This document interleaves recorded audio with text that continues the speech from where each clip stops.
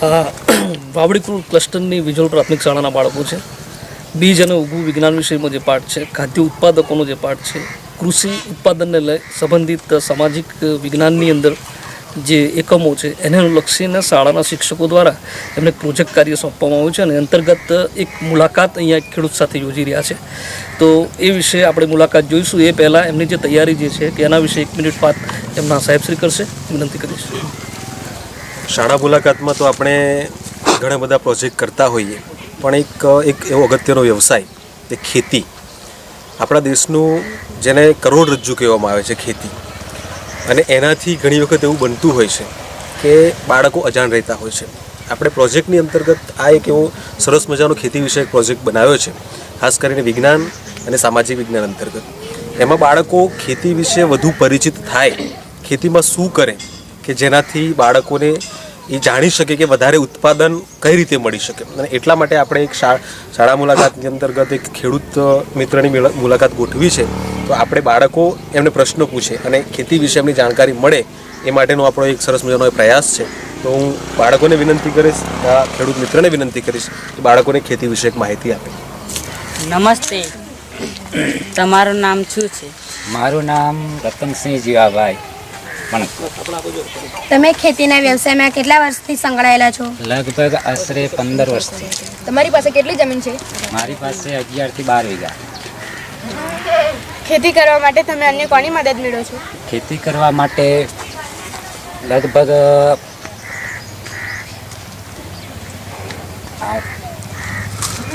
ગ્રામ સેવક કે છે બરાબર, તેઓની, પછી ખેત બિયારણના અગ્રગણ્યની એ રીતની માહિતી લઈ અને ખેતી કરવી. આ પાકો લેવા તમે પ્રાથમિક તૈયારી કઈ રીતે કરો છો? આ પાક લેવા માટે પ્રાથમિક તૈયારી પહેલાં તો એને ખેડ કરી, થોડું એને ખુલ્લી રાખી, અને ત્યાર પછી એનો બરાબર વરાપ આવે છે, એને કહેવામાં આવે છે અમારા ગ્રામ્ય ભાષામાં. એ આવ્યા બાદ એનો બિયારણ નાખવામાં આવે. બિયારણ તમે ક્યાંથી મેળવો છો? બિયારણ અમે સંઘ દ્વારા મેળવીએ છીએ.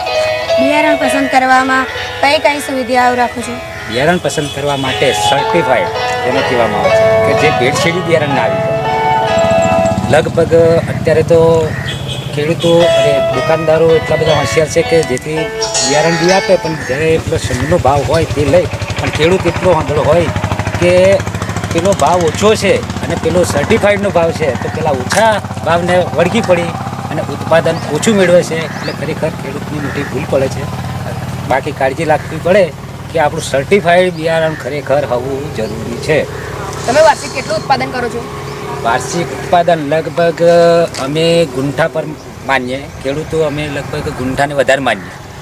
એટલે કે ડાંગર જેવો પાક હોય તો એક ગુંઠાનું લગભગ 3 મણથી 4 મણ અનાજ ઉપજવું જોઈએ. ખેતીમાં તમે કયા કયા પાકો ઉગાડો છો? ખેતીમાં લગભગ ડાંગર, મકાઈ, તુવેર, મગફળી, ઘઉં વગેરે. તમે પાક ધિરાણ કે અન્ય કોઈ સરકારી યોજનાનો લાભ મેળવો છો? હા, ખરું. આપણે સરકારી લાભ લેવા માટે ગ્રામ સેવક દ્વારા બિયારણનું જે આપણને અમુક ટકા વળતર મળે તેવો સાથ સહકાર લઈ અને બિયારણ લાવીએ.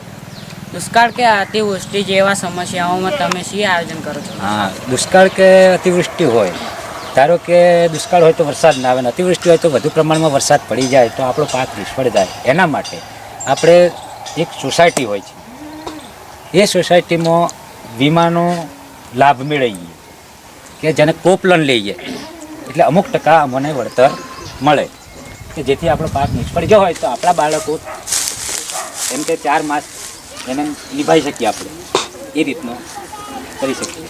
પિયત માટે શું સુવિધા છે?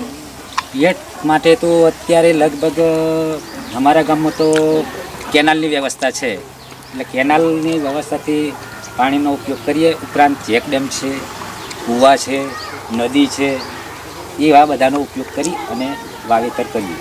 પિયત માટે કઈ કઈ પદ્ધતિનો ઉપયોગ કરો છો?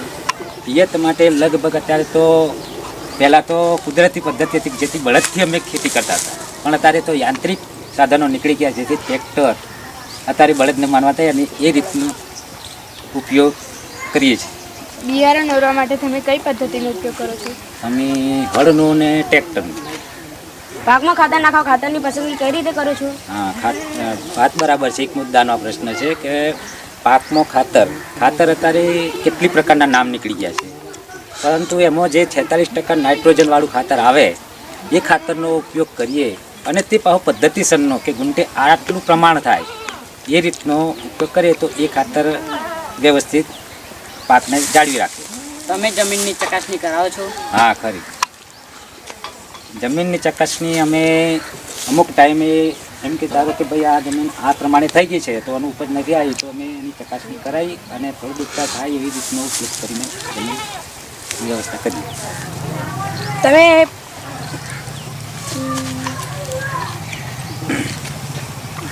બીજો પ્રશ્ન જવાબ દો એના આપણે તો બીજા પછી તો પછી યાદ પાક ઉગ્યા પછી નિંદણ માટે દવાનો ઉપયોગ કરો છો? હા, બરાબર છે. પહેલાં તો અમે ખરેખર તો મજૂર કે ઘરના માણસોથી જ નિંદામણ કરતા હતા, પણ અત્યારે યાંત્રિક સાધનો નીકળી ગયા કે જેથી દવાઓ નીકળી, એટલે દવા દ્વારા નિંદામણ કરવા પડતી નથી અને નિંદામણનો નાશ કરે છે.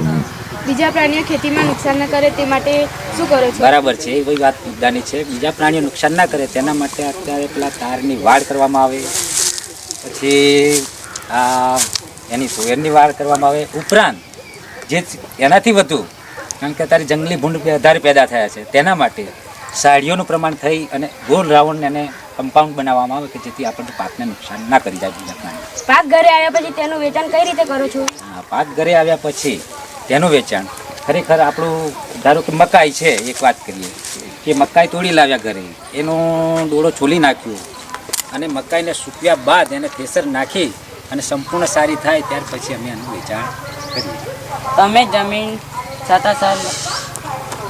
તમે જમીન સંલગ્ન બીજો કઈ વ્યવસાય કરો છો? હા, ખરો. જમીન સિવાયનો બીજો વ્યવસાય કરવો જરૂરી જ છે, કારણ કે એકલા ખેતી પર રહીએ તો આપણા ઘરના ભરણ પોષણ થઈ શકતા નથી. માટે અમે પશુપાલનનો પણ ધંધો કરીએ અને પશુ પાળીએ છીએ. તમે જંતુનાશક દવાનો ઉપયોગ કરો છો? હા, ખરું. કારણ કે અત્યારે તો બધું વાતાવરણ જેવું થઈ ગયું છે કે જેથી જંતુ પડ્યા વગર રહેતા નથી, માટે દવાઓનો ઉપયોગ કરી અને જંતુનો નાશ કરવામાં આવે છે. ભેંસની ઓલાદમાં સૌથી વધારે દૂધ કોણ આપે છે? હા, ભેંસોની ઓલાદમાં લગભગ દેશી ભેંસો રાખવાથી ખેડૂત નુકસાનમાં જાય છે. ખરેખર અત્યારે તો જાફરાવાદી જેને કહેવામાં આવે છે એવી ભેંસ રાખીએ તો 7 થી 8 લીટર દૂધ આપે અને આપણું પશુનું જે ધંધો કરીએ એમાં આપણે સફળતા મેળવીએ. બધા કે પાછું ગાયમાં આવે છે કે જેને ગીર ગાય કહેવામાં આવે છે, એ બી ભેંસથી આગળ જાય, કારણ કે ભેંસના કરતાં પણ વધુ દૂધ ગીર ગાય દે અને એ દૂધ સારા ફેટવાળું આવે એ રીતનું આયોજન કરી અને ખાણ જેને કહેવામાં આવે છે વ્યવસ્થિત આપીએ તો આપણને સારી પશુમાં મળી રહે છે. તમે દૂધનું વેચાણ ડેરીમાં કરો છો? હા, ખરું. એ સરકારી ડેરીમાં દૂધનું વેચાણ કરીએ કે જેથી સારા ભેટ મળે. પછી આપણને લગભગ વર્ષમાં 2 વાર પેલો શું કહે છે આપણને બોનસ મળે, એ રીતે ડેરીમાં વેચાણ કરીએ છીએ. તમે ખેતીમાં આટલા બધા સફળ થયા તે માટે શું સંદેશો આપવા માંગો છો? અમે ખેતીમાં આટલા બધા સફળ થયા તો એના માટે હું એવું કહેવા માંગુ છું કે ખરેખર આ બધાને મારે કહેવું છે કે તમે બાળકો છે અત્યારે, કાલે ખેડૂત બનશો, અગર નોકરી કરશો, પરંતુ તેમ છતાંય નોકરી કરશું તો પછી આપણે રિટાયર થઈ એટલે ખેતી કરવા તો આવવાના જ છીએ. માટે આપણે પહેલાં ખેડ બરાબર વ્યવસ્થિત કરાવવાની, એ તે કરીને પછી એને કેટલા પ્રમાણમાં ખાતર જોઈએ, કેટલા પ્રમાણમાં પાણી મૂકશું અને કેટલા સમયે મૂકશું એ પ્રમાણેનું આયોજન કરીને આપણે ખેતી કરીએ તો 100% આપણને સફળતા મળે. પરંતુ ધારો કે આપણે આજે ઘઉંનું વાવેતર કરી દીધું, આ પારિયું નાખી દીધું, આમાં ખેડે પાણી વાળીએ છીએ અને પાણી આ પાવડો લીધો અને પાણી વાળીએ છીએ તો કાળું પાણી તો આવે છે ને કેનાલનું છે, આવવા દો સોન જતું, એટલે ખેડા સુધી હળે ત્યાં સુધી પેલો ખેડૂત તો પાણી વાળવા તૈયાર જ ના થાય બીજા પાળિયામાં.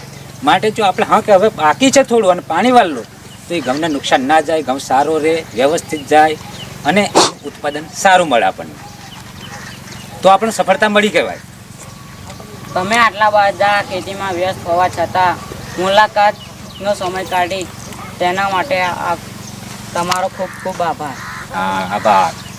માટે જો અત્યારે આ ખેતી વ્યવસ્થિત કરવાની, એને કે આપણે ધારો કે આ બિયારણ લાવ્યા, આજે ખોટું બિયારણ નાખીએ તો આપણને ઉત્પાદ મળતું નથી, પણ વ્યવસ્થિત બિયારણ લઈ અને જો ખેતી કરશું તો ખરેખર બાળકો તમને સફળતા બી મળશે. તમારા ઘરમાં બી તમારા વાલીઓને બી સમજાવી શકો છો કે પપ્પા આ રીતે ના થાય ખેતી. અમારે આવું એક સંમેલન રાખેલું તો અમારે એક ખેડૂત ભાઈ હતા તો આવી વાત કરતા હતા કે આ રીતે કરવાથી આપણને સફળતા મળે છે. એ રીતનું પપ્પા એમ કે તમે આયોજન કરો, આડેધડ ખેતી કરતા નહીં. ખરેખર ખેતી આગળ જ છે, ખેતીથી આગળ વધીએ, ખેતી સારી કરવી એ આપણામાં માઇન્ડ હોવું જોઈએ, તો 100% ખેતીમાં આપણે પરિપૂર્ણ થઈ શકીએ. આભાર. શિક્ષકની એક ભૂમિકા એક ફેસિલિટર પણ પૂરો પાડવાની છે. એ અંતર્ગત આ વિજોલ શાળાના બાળકો એના આચાર્યોની મદદથી, બધા સ્ટાફની મદદથી એક એક્સપર્ટ તરીકે અહીં રતનસિંહજી જે આ ગામના એક અગ્રગણ્ય ખેડૂત છે, લગભગ જન્મજાત એમનો ખેતી સાથેનો નાતો છે, સારો એવો અનુભવ ધરાવે છે. એમણે એક ફેસિલિટરની એક એક્સપર્ટ તરીકેની ભૂમિકામાં આજે વિજોલ શાળાના બાળકોને સરસ મજાની માહિતી આપી છે. આ તમામ માહિતી આ બાળકો મેળવી અને ડિસ્પ્લે ઉપર પાછા પ્રદર્શિત કરવાના છે. આભાર રતનસિંહભાઈ આપનો પણ, આ બાળકોનો પણ, શાળા પરિવારનો. ઓકે.